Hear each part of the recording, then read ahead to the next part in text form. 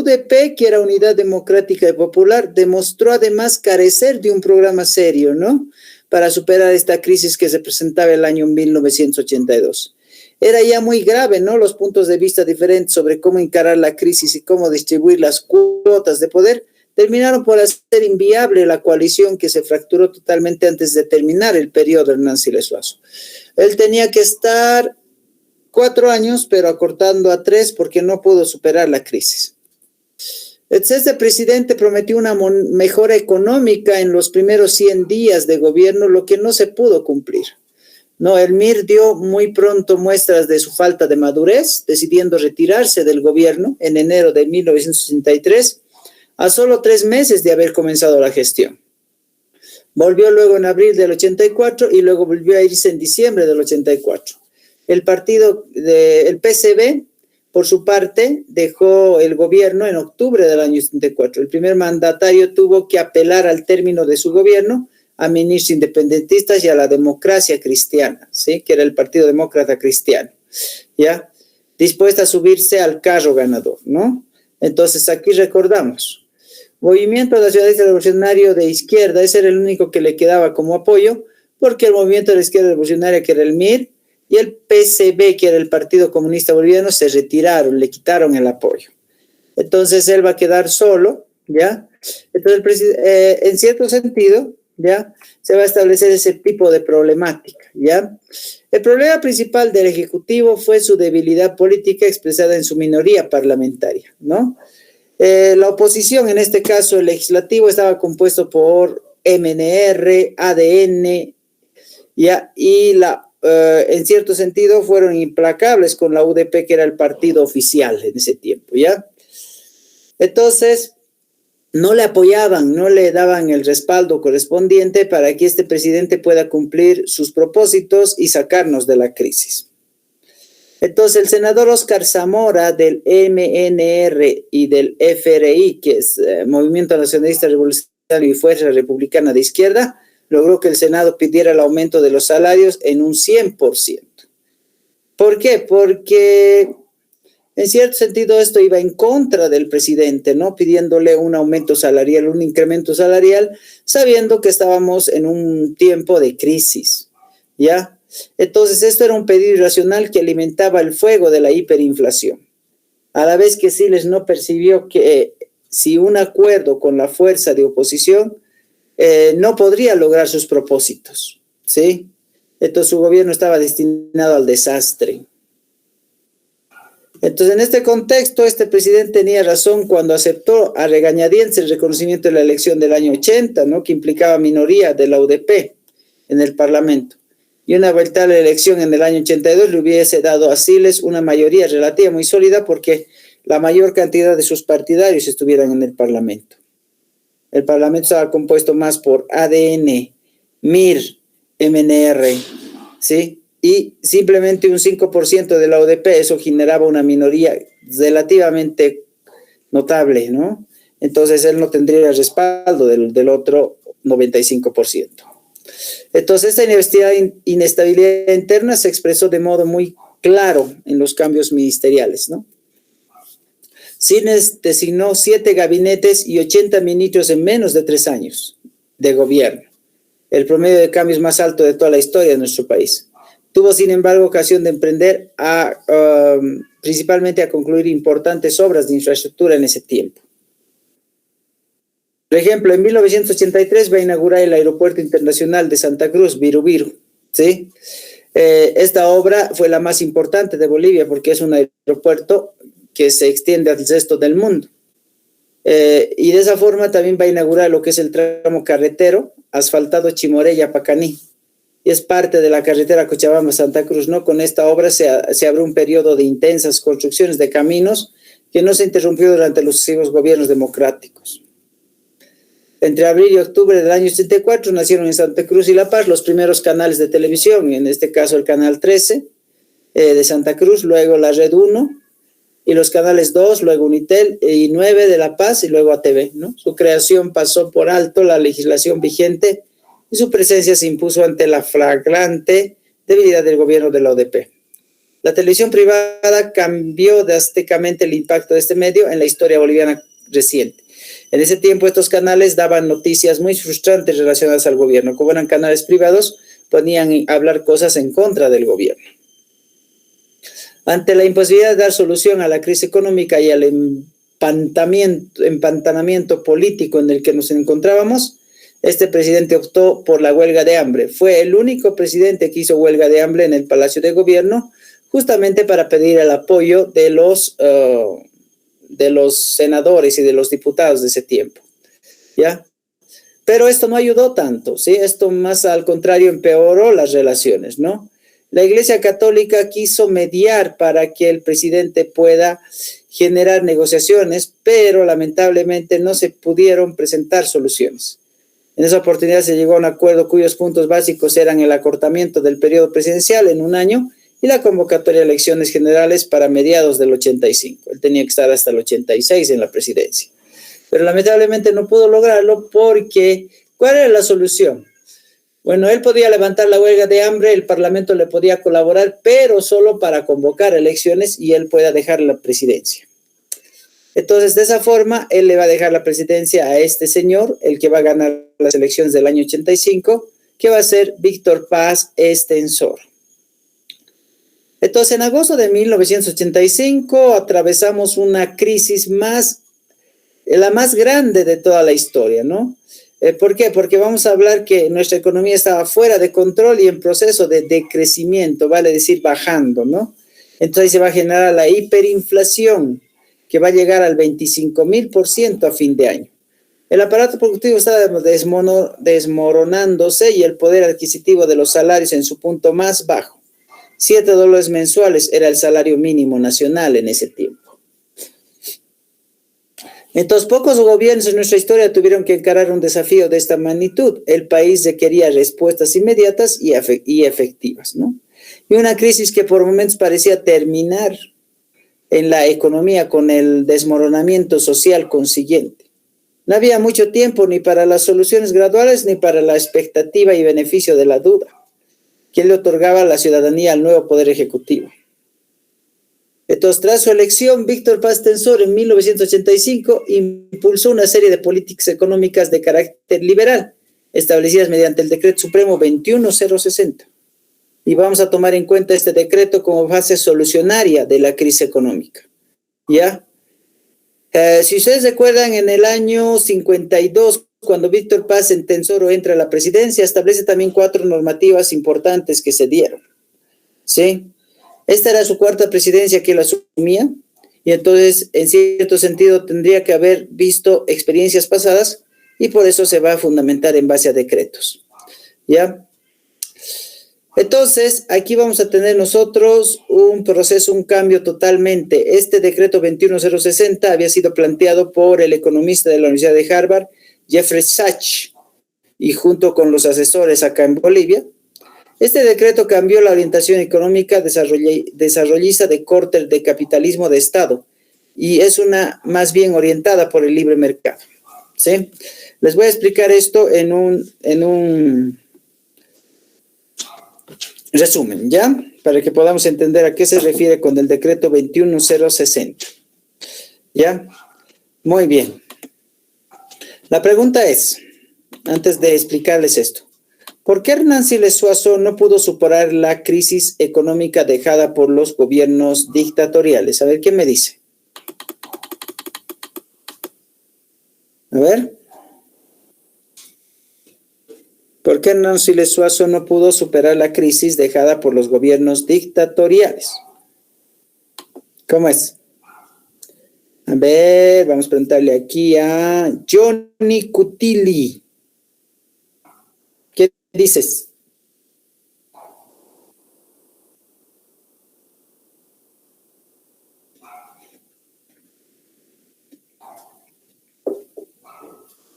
A ver, a Huáscar. Nadie. A ver, ¿quién me dice? ¿Quién me dice? A ver. ¿Cuál fue el motivo?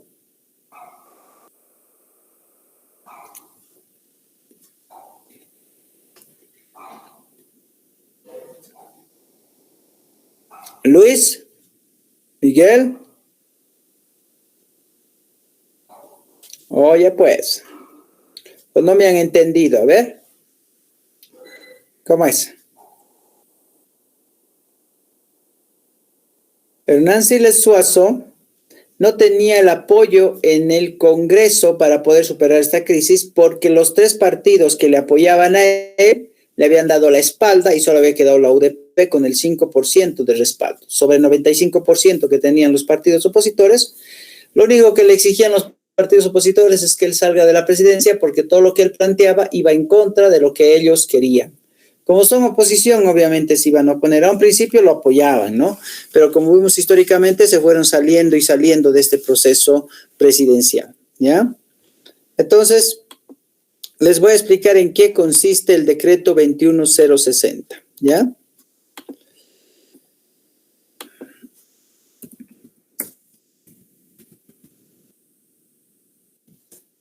¿Ok?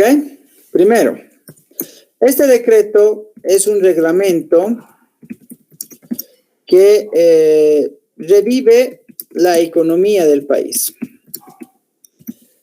¿Cómo lo hace? A través de las privatizaciones o empresas privadas que eran del Estado. El Estado ya no se haría cargo de estas empresas, solamente estas empresas serían privadas, ¿ya? Segundo, relocalización en las minas. La relocalización es el despido de trabajadores mineros. Pues eran muchos y sus salarios serían una inversión fuerte para el país. ¿Ya? Entonces, después de eso, vamos a tener el cambio de moneda, no solamente en Bolivia, sino a nivel Latinoamérica. ¿Ya? ¿En qué sentido? Por ejemplo, nosotros tenemos antes pesos bolivianos.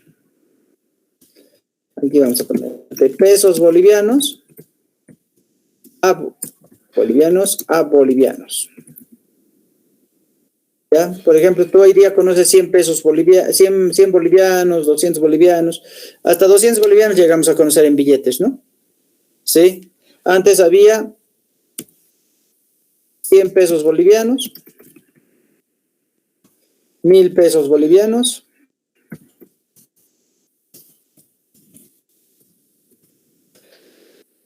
10,000 pesos bolivianos,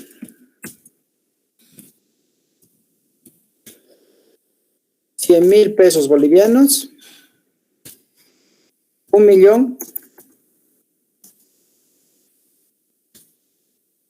10 millones, hasta ahí llegaba, ¿ya? Antes ganábamos en miles y millones nosotros, ¿ya?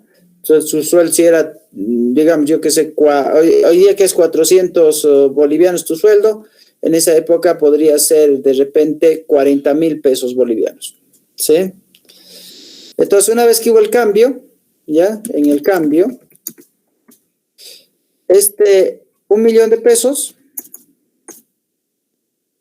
se volvió 1 centavo. ¿Sí? Y así fue creciendo, 1 centavo, 5 centavos, 10 centavos, 20 centavos. Y ahí nosotros ya no hablábamos de, ya no hablábamos de pesos bolivianos, hablábamos de bolivianos. Entonces, 1 centavo de boliviano. Ese era el cambio. ¿Ya? Y ahí estaban 10 centavos. Y luego 20 centavos. 50 centavos. Y así ustedes ya conocen cómo es la cosa, ¿no? Y trabajamos el billete de 1 boliviano. ¿Sí? Entonces vamos a ir nosotros viendo esos cambios, ¿ya? Entonces ya sabemos cómo va cambiando la moneda, ¿no? Los billetes antiguos, billetes nuevos. Ya después Evo Morales el 2020 empieza a hacer billetes nuevos, de nueva circulación, ¿no? no, perdón, el 2012, ¿ya? Entonces, vamos a ir viendo esos cambios nosotros que tenemos, ¿ya? Entonces, estos ya eran billetes, 10 centavos, 20 centavos, 50 centavos, eran billetes, ¿ya? Ya después, estos se convirtieron en monedas, ¿no? Los billetes los hacen en Francia y las monedas los hacen en Potosí, ¿ya? Entonces va a ir cambiando eso. Entonces, ese va a ser el proceso de superación de la crisis. Y en este van a escuchar ustedes mucho hablar de desdolarización. ¿Qué es la desdolarización? Significa que todo es en boliviano, nada en dólares. ¿Ya? ¿Por qué? Porque el dólar valía mucho más en esa época en relación al costo de la moneda nacional, ¿sí? Por ejemplo, 40 bolivianos era un dólar en cierta época, ¿no? Luego va bajando, va bajando, va bajando. Ahora llegamos a 7,9750 un dólar, ¿no? O inclusive mucho menos, ¿no? ¿Ya? Entonces, en esa época, 40 bolivianos, un dólar era mucho ya. Entonces, desdolarización significa que todo en dólar, todo en bolivianos, nada en dólares, ¿ya? Les voy a poner un ejercicio, a ver si me pueden resolver. Ustedes saben bien matemáticas, ¿cierto? ¿Ya? A ver este problemita de la inflación, ¿ya? Sí, podemos resolver, ¿está bien? Si mi papá ganaba 100,000 pesos bolivianos y se transformó a bolivianos por cada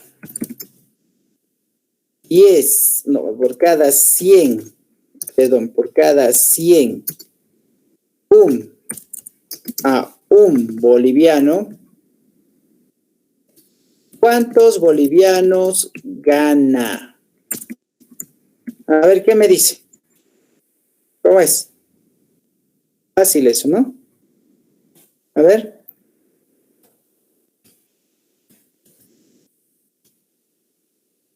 No puedo ni el acento. Ah, pues, acento.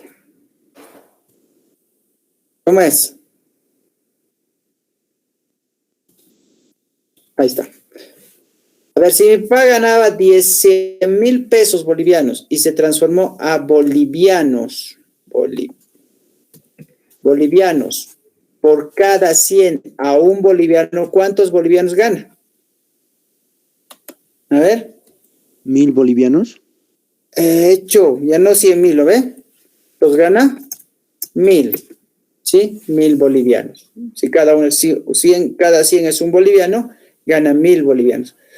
¿Cuántos bolivianos menos? ¿Cuántos bolivianos menos? ¿Menos? 99,000. 99,000. Muy bien. ¿Han visto cómo es la inflación? Pues las personas que tenían mucha plata se quedaron con poca plata. Porque si tú tenías 4 millones, 5 millones, 6 millones, etcétera, esos iban a ser centavos ya. Ya no iban a ser pesos bolivianos, ya iban a ser centavos en bolivianos. Entonces, imagínense cómo fue cambiando la economía de este país, ¿no? Cómo se fue transformando, ¿ya? Entonces, en ese contexto, ¿no? Interesante, si tú imagínate, ahora si vinieron a hiperinflación en Bolivia y tú tienes, ¿y dónde se aseguraba en realidad que la plata tenga un valor mucho más factible? ¿Dónde creen que se aseguraba que la plata tenga un valor más factible? A ver, ¿quién me dice? ¿Dónde te aseguras tú que tu plata te pueda rendir económicamente?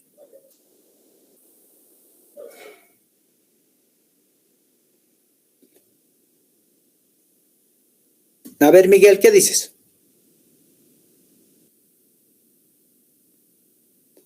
Johnny, Huáscar, Taylor. ¿Cómo es? ¿Ni idea? Ni idea, ¿no? ¿Qué pasó? ¿Dónde la plata rinde efectivamente? ¿Es en un banco, ¿no ve? Entonces, en esa época, las personas, los que tenían depositado en banco no habían perdido mucho. Los que no tenían depositado en banco perdieron toda su plata porque su plata perdió su valor. Los que estaban depositados en banco, el Estado dio un decreto 21060 que el dinero que se encontraba en los bancos, como el Estado estaba a cargo de esto, entonces el Estado garantizaría el cambio de ese dinero a otro tipo de moneda. ¿Ya? Entonces no había posibilidad de pérdida si estaba tu dinero en un banco, ¿no? Pero había mucha gente que no confiaba en el banco, entonces lo tenía la plata en la casa, ¿ya? Entonces es factible eso, ¿no? Y claro, con la inflación, normalmente tú ibas a comprar un huevo en la mañana en 50 centavos, 2 horas después estaba 1 peso, 3 horas después estaba 2 pesos, llegó hasta costar 5 pesos, y en ese tiempo 5,000 bolivianos, ¿sí? Entonces ahí nosotros vamos a tomar en cuenta esos datos, ¿ya? Para ver cómo es que Víctor Paz Estenssoro está superando, ¿no?, la hiperinflación de ese tiempo, ¿ya? Entonces, vamos a tomar en cuenta eso. Ya tiene que ver con el factor económico más que todo. Frenó la inflación que superaba el 20,000% anual y tomó drásticas medidas como el despido de 23,000 trabajadores de la empresa estatal de minero del Estaño. Ahí hablamos de la relocalización. Esta política tuvo efectos sobre la economía boliviana y sobre el nivel de vida de los ciudadanos. Los salarios reales disminuyeron en un 40% en 2 años. El desempleo aumentó el 20% por el despido de mucha gente al 30%. Y la renta per cápita disminuyó $845 anuales a $789. ¿Sí? Entre sus 4 años de gobierno, apoyado en el Pacto de la Democracia, se dedicó exclusivamente a solucionar el problema económico del país, logrando detener la hiperinflación y estabilizar la moneda nacional. Otorgó al país una nueva imagen de credibilidad en el concierto internacional, sentó las bases para reactivar la economía y las exportaciones. Finalmente dejó una administración ordenada. O sea, rescató la economía de Bolivia, pero lo que va a dar como resultado negativo de esa época va a ser la magnimidad de desempleados, ¿no? Y bueno, la pobreza nunca falló en este país, siempre fue creciendo. Vamos a ver los presidentes del neoliberalismo. Hemos visto ya el de Víctor Paz Estenssoro entre el año 1985 a 1989. Jaime Paz Zamora entre el año 1989 a 1993. Gonzalo Sánchez de Lozada de 1993 a 1997, su primera presidencia. Hugo Banzer Suárez entre 1997 a 2001. ¿Se acuerdan de la primera presidencia de Banzer? Él entró por dictadura. ¿En qué años era? A ver.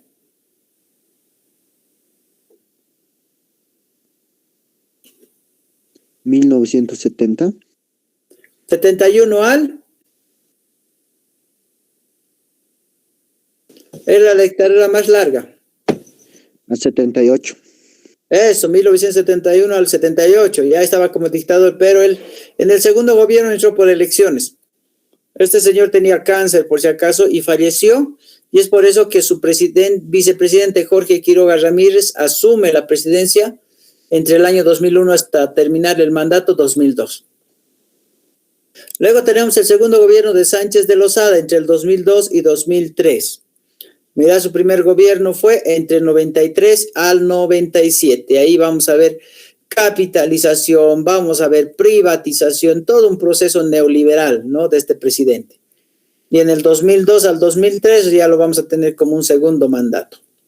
Y bueno, como este falló, porque tuvo algunos problemas con la población, que vamos a verlos a continuación, entra Carlos Mesa entre el 2003 al 2005. Gobiernos neoliberales desde el año 1985 hasta el año 2005. Luego ya entran los gobiernos socialistas, que en el caso es del movimiento al socialismo. Entonces vamos a ver simplemente el gobierno de Gonzalo Sánchez de Lozada, que fue el más crítico de nuestro país y trascendental porque nos dio 2 procesos traumantes que nosotros podemos ir identificando, ¿sí? Bueno, él va a ganar las elecciones en el año 2002 como la mayoría absoluta, la gente ya lo conocía, había sido presidente entre el año 93 a 97. Entonces el Congreso decide elegirlo como presidente con una alianza entre el Movimiento Nacionalista Revolucionario, el MNR, la Nueva Fuerza Republicana, que eran 3 partidos importantes. A esto se va a sumar el ADN con Banzer y va a ser la mega coalición. Cuando hablamos de 3 partidos, hablamos de la coalición, 4 partidos, mega coalición. Cuando Sánchez de Lozada asume la presidencia, se enfrenta a una crisis social y económica heredada del anterior gobierno, ¿sí? Ya, entonces, este creciente económico bajó de un 4.8% al final de la primera presidencia de Sánchez de Lozada a 2% en el 2002 y el déficit fiscal al 2002 era de 8%, o sea, subió un 3,2%.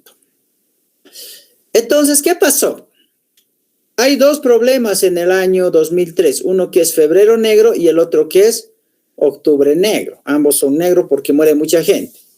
En febrero del año 2003, más que todo el día 13 y 14, el gobierno propone aplicar un impuesto al salario y esto se denomina impuestazo. Esto provoca una huelga y el acuartelamiento de la fuerza policial porque a los policías les perjudicaba con sus descuentos y no les subía el salario, y eso de bajarles el salario el 15%, eso generaba más nivel de pobreza. Entonces, el conflicto deriva en un enfrentamiento entre las Fuerzas Armadas y la policía en la Plaza Murillo de la ciudad de La Paz, ya dejando muchos muertos y cientos de heridos, ¿no? En esa época. Entonces, el retroceso en la medida logró mantener a Sánchez de Lozada en el poder por unos meses más, pero el desgaste y la pérdida de gobernabilidad se hacía cada vez más evidente, ¿ya?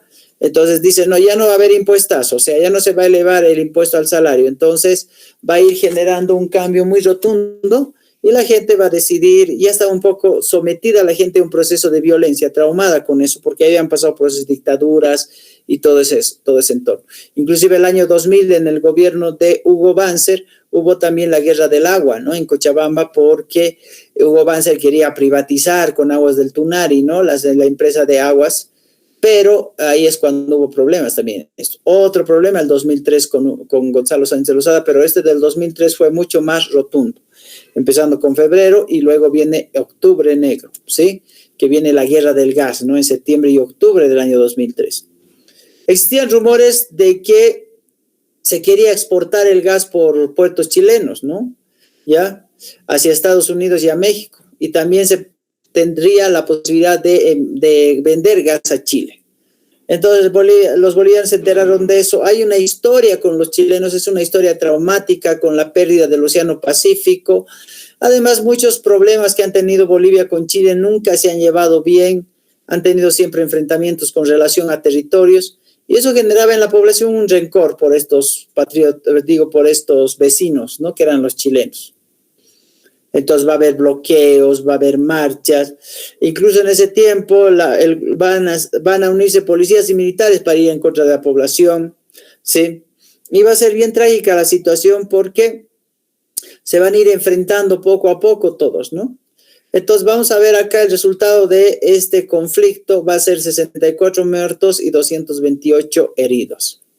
Para terminar con este conflicto se va a firmar el Decreto Supremo 27209, que autorizaba a las Fuerzas Armadas a hacer cargo del transporte de combustibles, ¿no? Dando las garantías de que cualquier daño sobre personas o bienes en el cumplimiento de esta labor, el Estado garantizaba el resarcimiento, ¿ya?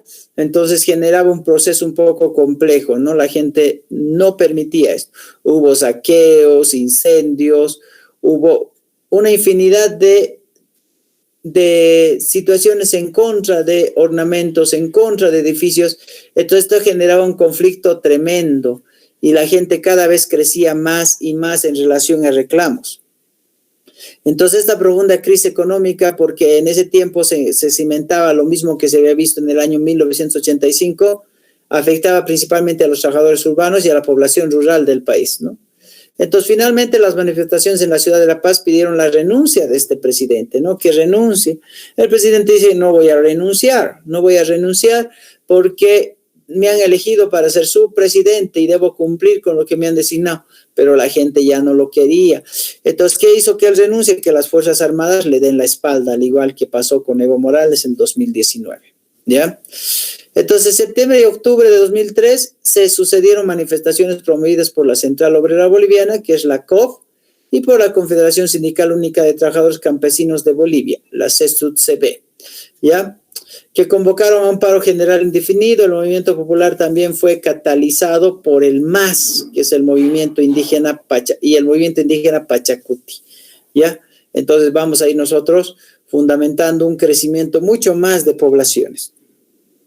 Entonces la revuelta se extendió a las principales ciudades, en este caso La Paz y El Alto, y fueron incluso militarizadas por el gobierno, donde el clima era de abierta insurrección. La represión dejó un final de los hechos de 68 personas muertas y alrededor de 400 heridos. ¿Ya?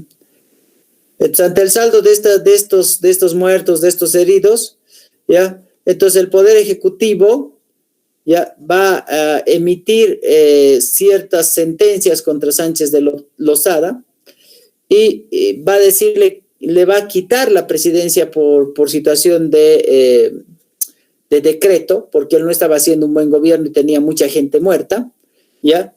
Entonces, para poder frenar un poco el proceso de sentido que va a tener la presidencia, le van a designar a Carlos Mesa como presidente el 17 de octubre de 2003, ¿ya? Quien formó un gabinete integrado por políticos no adscritos al partido alguno, con la intención de poner fin al conflicto y alcanzar la reconciliación nacional. Pero este señor, ya Carlos Mesa, es historiador, periodista, escritor político, ya lo conocemos en los medios de difusión también, ya va a asumir la presidencia el 17 de octubre hasta el 9 de junio de 2005, y lamentablemente este señor no va a tener apoyo, al igual que pasó con Hernán Siles, no va a tener apoyo en el Parlamento, ya no va a tener apoyo en el Congreso. Entonces la falta de apoyo va a generar cierto nivel de crisis, ¿no? Ya, el 2003 este descontento social, la crisis económica, ya, de varios años genera movilizaciones, ¿no? Las cuales terminaron con la renuncia del presidente Sánchez de Lozada, tras ello Mesa asume la presidencia, etcétera, pero todo había dejado una huella dolorosa en el país. Entonces, una de las cosas que hizo Carlos Mesa, sí, en el año 2004 es reformar la constitución política del Estado, sí, reformar. Para eso va a ser un referéndum donde se va a establecer cierto nivel de situación cambiante en algunos artículos que se habían propuesto en la antigua Constitución. Esta era la Constitución número 17, la Constitución número 18 que él reformaba, ¿ya? Y establecido a partir de eso el poder recuperar los hidrocarburos para el país. Pero lamentablemente no pudo hacerlo porque no había apoyo del Parlamento, no había apoyo del Congreso.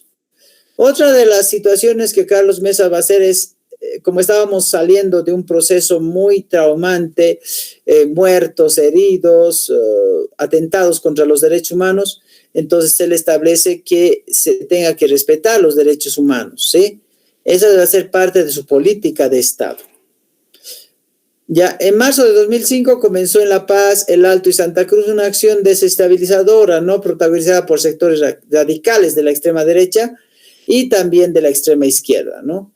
Entonces, normalmente va a encontrar Mesa una falta de apoyo porque su gobierno no tenía un respaldo permanente en el proceso político. Entonces, el 6 de marzo él va a presentar su denuncia, pero el Congreso se lo rechaza, le dice que no es óptimo porque él debería haber presentado la renuncia una vez que llame a elecciones, pero entonces Carlos Mesa acepta quedarse un tiempo más en la presidencia hasta poder llamar a elecciones. Pero lamentablemente muchas disputas, muchas protestas, huelgas de hambre, paros, bloqueos, hacen que él pierda ese proceso de paciencia y presente su renuncia definitiva, ¿sí? El 6 de junio de 2005, ¿ya?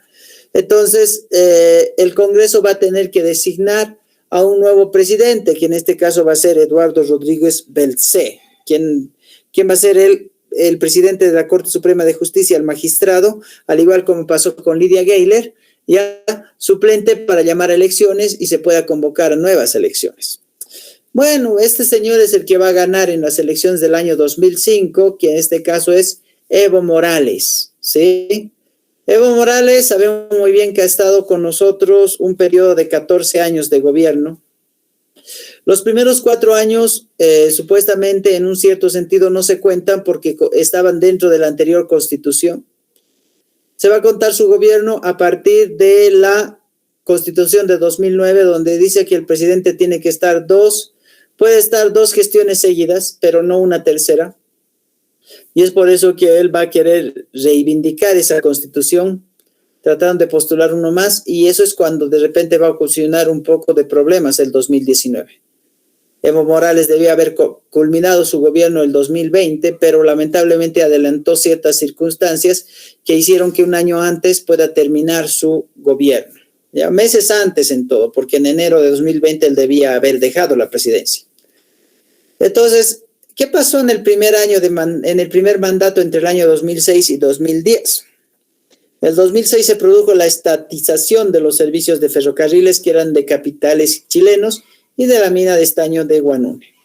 El 2007 se reincidió el contrato de aguas de Lillimane, la empresa de capitales franceses que brindaba servicios de agua y saneamiento al departamento de La Paz, y se reestatizó el complejo metalúrgico Vinto, que estaba en manos de la minera Sinchi-Guaira, subsidiaria de Suiza Ginkor International. Vale decir, empezó a rescatar empresas que las cuales había privatizado entre el año 93 al año 97. Entonces va a empezar a nacionalizar las empresas, va a nacionalizar Entel, que va a ser una telefonía de mayor importancia para este país, ¿ya? Que pertenecía en ese tiempo a la empresa italiana Telecom, ¿no? Entonces vamos a tomar nosotros en cuenta que también va a ser un proceso primordial en ese tiempo, ¿ya? Entonces va a rescatar muchas empresas las cuales pertenecían a otro tipo de países y van a pertenecer de nuevo a nuestro país, ¿sí?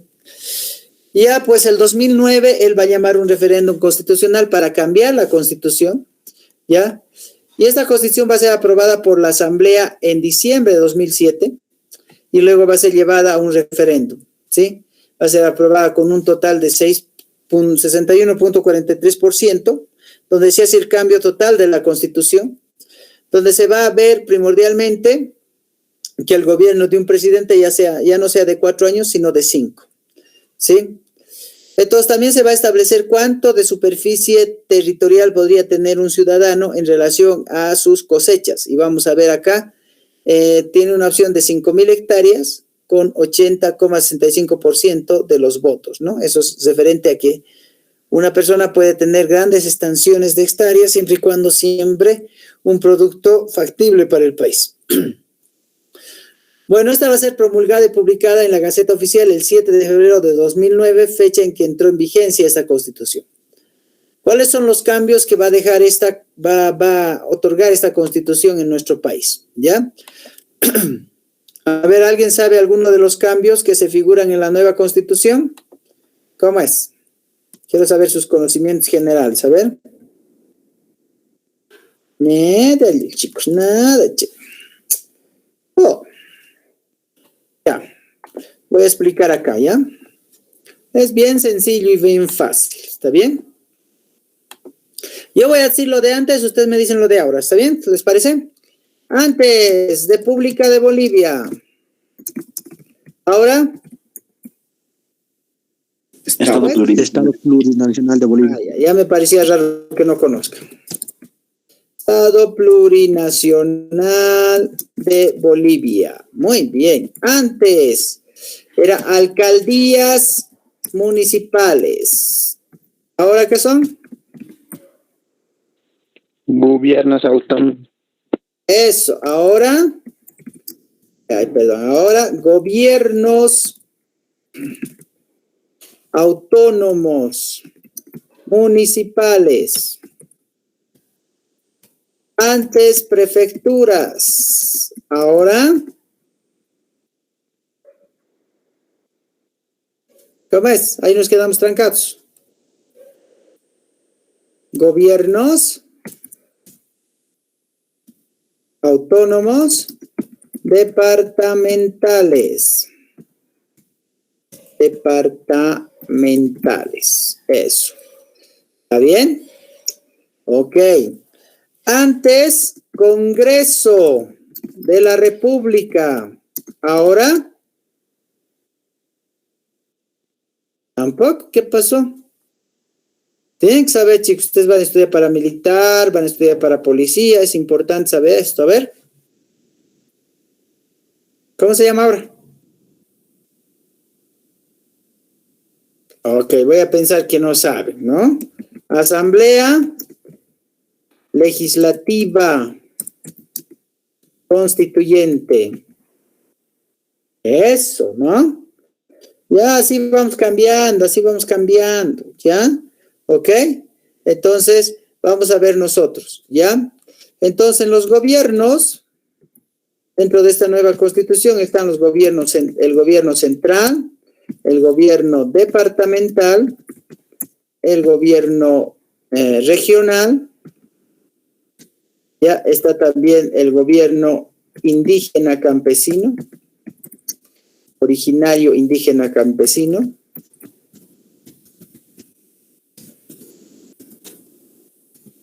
Eso establece dentro de esta Constitución, ¿no? Y muchos otros cambios más. ¿Ustedes saben cuántas partes tiene la Constitución Política del Estado? La nueva CPE tiene, esos jóvenes, tiene 5 partes, ¿no? ¿Ya? Primera, segunda, tercera, cuarta, quinta. Bueno, eso vamos a ver cuando ustedes se llevan cívica conmigo, vamos a ver todo eso, ya vamos a desglosar todo eso. ¿Ok? Entonces vamos a tener nosotros ese proceso, ¿ya? Si ya vamos antes República de Bolivia, ahora es Estado Plurinacional de Bolivia, si eran alcaldías, ahora es gobiernos autónomos municipales, si eran prefecturas, ahora es gobiernos autónomos departamentales, después antes era Congreso de la República, ahora es Asamblea Legislativa Constituyente y listo, los gobiernos central, departamental, regional y originario indígena campesino. Y bueno, esta CP tiene 5 partes, ¿no? Que vamos a ver nosotros, eso se ve en cívica, ¿ya? ¿Ok? Entonces podemos indicar ahí, podemos ir mencionando de que este proceso, este cambio por parte de este presidente, ¿sí? Fue necesariamente notorio, ¿no? ¿Ya? Su más grande logro hasta el 2009 fue el cambio de la Constitución y el rescate de las empresas que estaban privatizadas o capitalizadas para Bolivia, ¿no? El segundo mandato duró desde el año 2010 al año 2014. En este caso ya Evo Morales esto cuenta como un primer mandato, ¿ya? ¿Por qué? Porque a partir de esto él va a decir, bueno, pues como hemos cambiado la Constitución, es como si naciera una nueva república, un nuevo estado, y en este caso se cuenta recién como primer mandato, ¿ya? Es por eso que él va a estar hasta el 2020, supuestamente, pero ya no se pudo, ¿verdad? Entonces, el 1 de mayo de 2010 se inició el proceso de estatización del sector eléctrico, comenzando con la estatización de la generadora de electricidad Corani, Valle Hermoso y Guarachi en la Empresa Nacional de Electricidad, ENDE. ENDE era una de las empresas que estaban privatizadas, las recuperó. Luego, Corani era administrada por Econergy International, subsidiaria de la empresa francesa GDF, mientras que la empresa británica Rurelec PLC tenía el 50% de las acciones de Guarachi. La mitad de las acciones del Valle Hermoso pertenecía a la empresa de Bolivian Generating Group, cuyo grupo inversor era Pan American de Bolivia. Mientras estatizó la cooperativa distribuidora Empresa de Luz y Fuerza de Electricidad de Cochabamba, ese mismo año se decretó la estatización de la tercera parte de acciones de Fancesa, principal cementera del país. Sus inversionistas eran Samuel Doria Medina y el grupo cementero Chihuahua, ¿no? El 1 de mayo de 2012, durante el acto del Día del Trabajador, el presidente Evo Morales dio a conocer la nacionalización de la transportadora de electricidad, S.A., en manos hasta de ese momento del grupo español Red Eléctrica. En junio de ese año se nacionalizó la mina de Colquiri en Oruro debido a los enfrentamientos entre trabajadores, ¿no? Entonces vamos a tener nosotros ahí. El gobierno de Evo Morales comenzó el 22 de enero de 2006 con la asunción del dirigente del MAS al poder hasta el 10 de noviembre de 2019, cuando presentó su dimisión al cargo luego que la OEA sacara un informe donde se alegaba un fraude electoral en medio de protestas por el ejército y la policía. Diversos políticos y analistas han catalogado a la situación como un golpe de Estado, ¿no? Que, bueno, hay una discusión ahora, ¿no? Si era golpe de Estado o era fraude, ¿verdad? Desde esa perspectiva. ¿Ya? Luego va a asumir Yanine Áñez a la presidencia, ya va a estar entre el 2019 y 2020. ¿Ya? Ella fue senadora del Beni por el partido opositor Demócratas y vicepresidenta de la Cámara Alta. Asumió la noche riendas del país de manera transitoria con el aval del Tribunal Constitucional. Su misión sería convocar un nuevo proceso electoral boliviano luego del nombramiento de nuevas autoridades del Tribunal Supremo Electoral. Ya sabemos muy bien, el presidente se encarga de nombrar uno y el Congreso se encarga de nombrar los otros 4, ¿sí? Entonces, en algún momento ella va a intentar tener el apoyo de los legisladores, pero lamentablemente como los legisladores eran del MAS, entonces no le apoyaron, ¿no? En cierto sentido, el Tribunal Constitucional Plurinacional, el TCP, avaló esta sucesión constitucional, supuestamente lo que decía la Constitución, que si no estaba el presidente, tenía que asumir el cargo el vicepresidente, si no estaba el vicepresidente, el presidente de los senadores, si no estaba el presidente de los diputados, y como fueron renunciando, esta señora era la vicepresidenta interina, ¿ya? Entonces era como que de repente la autoridad máxima en ese tiempo y asumió la presidencia. Pero lamentablemente dentro de su presidencia sucedió 2 eventos muy traumáticos para nuestro país. Las masacres de Sencata y Sacaba, ¿ya? En los días después de la renuncia forzada supuestamente de Evo Morales, 2 protestas fueron brutalmente reprimidas por el gobierno de Yanine Áñez, ¿ya? La primera en Sacaba, que se encontraba en Cochabamba, y la segunda en la ciudad del Alto, que está en Sencata, ¿ya? Entonces, en ambos casos, integrantes de las Fuerzas Armadas y de Seguridad dispararon discriminadamente contra manifestantes y terceros, dejando un total de 27 muertos y cientos de personas heridas, ¿no? Ahí vamos a tener nosotros el resultado negativo de este gobierno.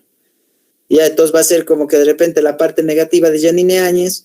Entre las situaciones positivas podríamos ver, digamos, la distribución de bonos que dieron a la población en su generalidad, ¿ya?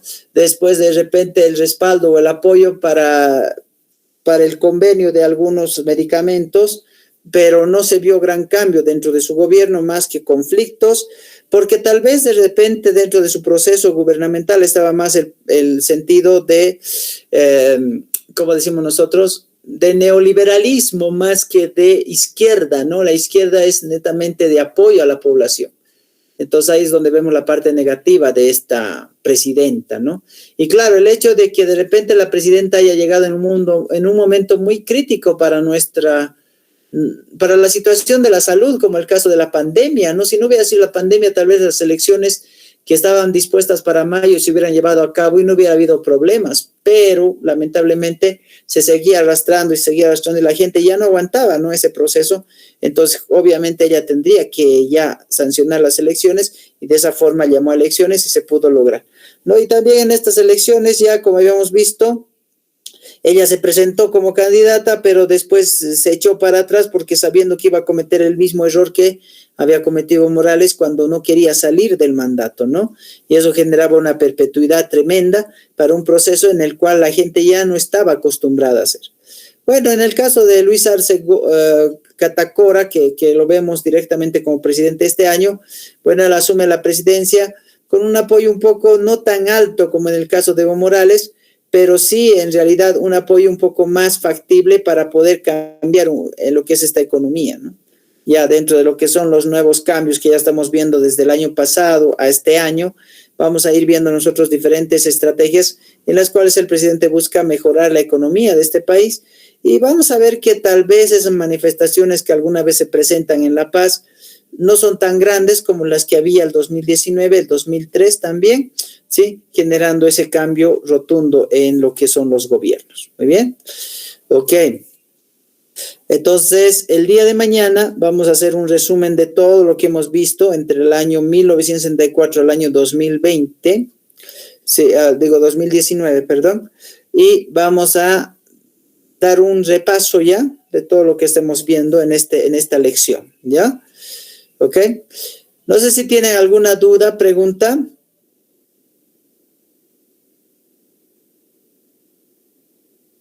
¿Alguna pregunta? ¿Han podido entender la última parte? ¿Miguel?